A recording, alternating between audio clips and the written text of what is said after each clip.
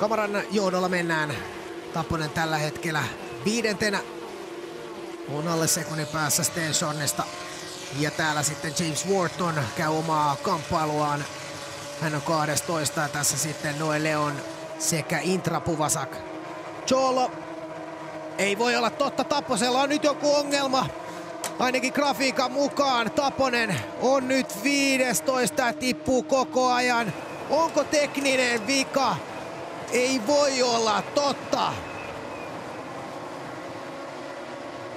Tää ei voi olla totta. Vihuri takasiipi ja näin on vaan todettava. Tuukka Tapponen on tippunut 26. Hiljaiseksi vetää. Loistava lähtö. Nousi 9. sieltä 4. Hävisi uusinta lähdössä 1 sijan. Ja nyt siellä on ilmeisesti joku tekninen vika jälleen kerran. Ja Boija saa saman aikaan rangaistuksen, mutta nyt tää ei kyllä kiinnosta yhtään mitään.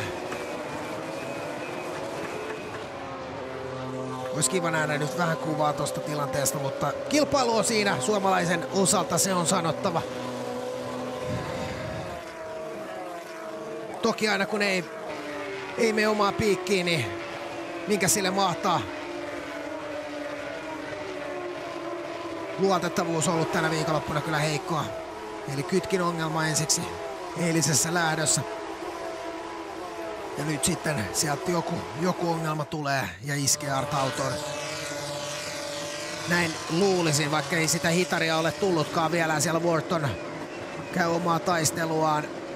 Callum Voisinin kanssa ei onnistu kuitenkaan ohitusta tekemään.